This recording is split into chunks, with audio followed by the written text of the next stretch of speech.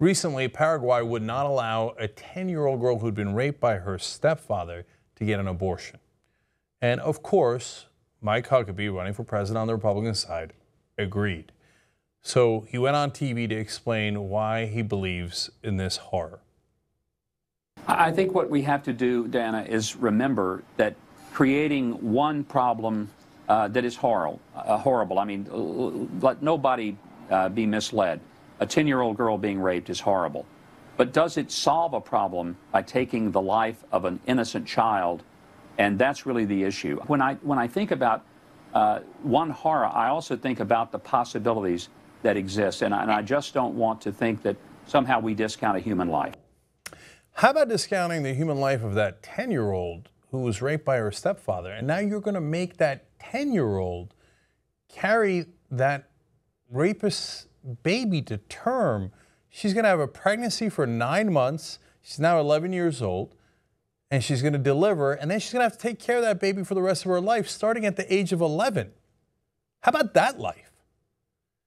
Now, he says it's okay. I mean, it's terrible and all, but she's going to be forced to do it. It's not her choice.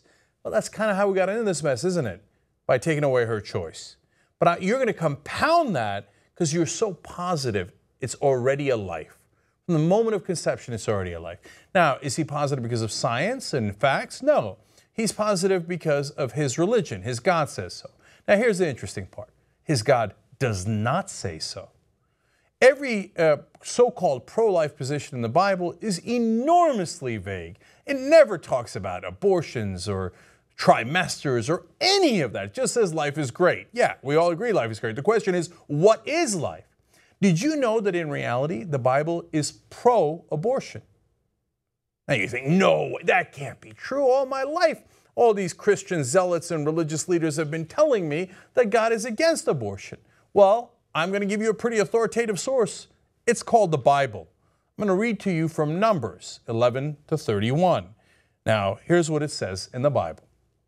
Then the Lord said to Moses, "Speak to the Israelites and say to them, if a man's wife goes astray and is unfaithful to him, so that another man has sexual relations with her, and this is hidden from her husband, and her impurity is undetected, since there is no witness against her, and she has not been caught in the act, and if the feelings of jealousy come over her husband, and he suspect his wife, and she is impure, then he is to take his wife to the priest. He must also take an offering of 1/10 of an ephah of barley flour on her behalf.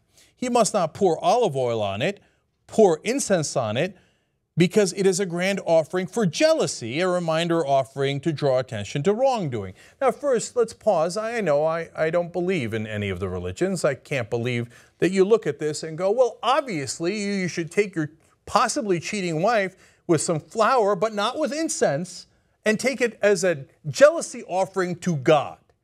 People believe this stuff? I'm confounded by it. And by the way, this is in the Old Testament, which is a part of the Bible, and also obviously holy for Jews. So Jews, Christians, and Muslims. Muslims also believe in the Old Testament and the New Testament, okay? All of them believe in this stuff. Oh, make sure you don't put anything in the flour. Don't worry, the priest is going to put the poison in there. Oh, that's interesting. So let's go on to that part. The priest shall bring her and have her stand before the Lord. Then he shall take some holy water in a clay jar and put some dust from the tabernacle floor into the water. After the priest has had the woman stand before the Lord, he shall loosen her hair and place in her hands the reminder offering, the grain offering for jealousy, while he himself holds the bitter water that brings a curse. Interesting. Let's see what the curse does. Then the priest shall put the woman under oath and say to her, if no other man has had sexual relations with you and you have not gone astray and become impure while married to your husband, may this bitter water that brings a curse not harm you. But if you have gone astray while married to your husband, and you have made yourself impure by having sexual relations with a man other than your husband, here the priest is to put the woman under this curse. May the Lord cause you to become a curse among your people when he makes your womb miscarry and your abdomen swell. May this water that brings a curse enter your body so that your abdomen swells or your womb miscarries. Oh my God. It turns out that God is in favor of abortion. If your wife cheated on you, the priest is supposed to give her a bitter water, in other words, some sort of toxin or poison. If she's pure, she won't miscarry. If she is not pure and she cheated on you, God will cause that miscarriage. God will cause her to have an abortion, and that is not a bad thing. That's a good thing. I didn't say it. The Bible says it. They've been lying to you your whole life. God is pro-abortion. It's in the Bible. You don't believe me? Go look it up. Go pick up your copy of the Bible and look at it.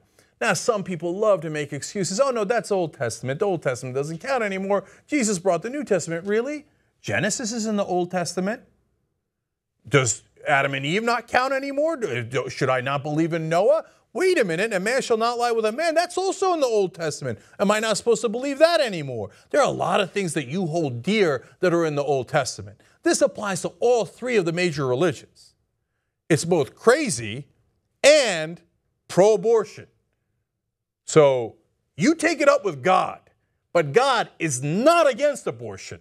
In fact, if he thinks your wife cheated on you, he's in favor of abortion.